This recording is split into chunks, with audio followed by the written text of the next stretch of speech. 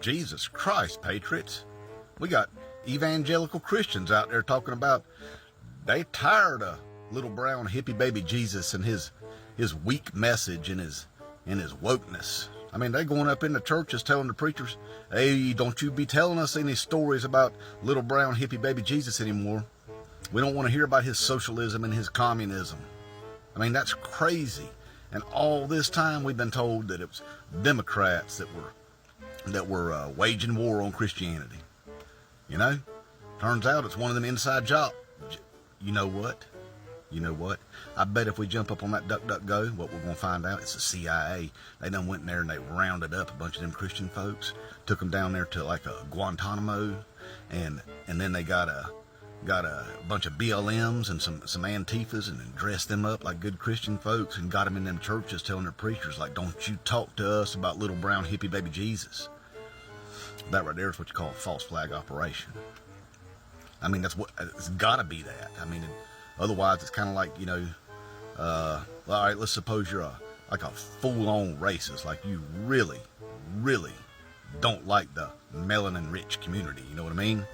But then you take all their hip-hop and their R&B music style, and then you copy that and you call it country music, like that would ever happen. That's crazy talk. But anyway, just something to think about. Some weird stuff going on. But I do got some good news and some bad news. The good news is we finally got that special prosecutor that we all been asking for over a year now to investigate that Biden crime family. Yep. And the bad news is we finally got that special prosecutor that we've been asking for over a year to investigate the Biden crime family. Because now then, we got that special prosecutor to investigate the Biden crime family, which means really ain't nothing for us to talk about. We just got to let that thing run its course and find nothing. So kind of took the fight away from us, and really all we wanted to do was make accusations. Well, now we really can't do that. And, it's kind of like that Roe versus Wade. We didn't really want that overturned, We just kind of wanted to have something to bitch and moan about, point the finger and all that. And our politicians wanted to use it so they could use it as some sort of wedge, to get votes from people.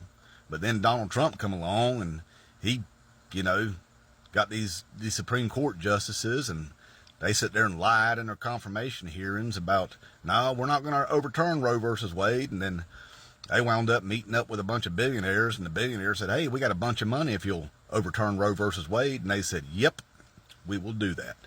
So that ticked off a bunch of women, like 70% in this country. So that's even women on our side that are ticked off. Now, they ain't going to dare tell their old men about that because they don't like getting beat. But what they do in the ballot box is what they do in the ballot box. Know what I mean, patriots? So I guess it's, reap what you sow. I mean, none of us really understood politics or anything like that up until Donald Trump come along. I mean, most of us never even voted. And hell, if I'm being honest, most of us probably couldn't pass a 9th grade civics exam if we had the answers folded out right there in front of us. But that still don't stop us from jumping up on some people's TikTok lives and making asses of ourselves, though, But it is what it is, patriots. It's going to be one hell of a week. Inmate Trump 2024.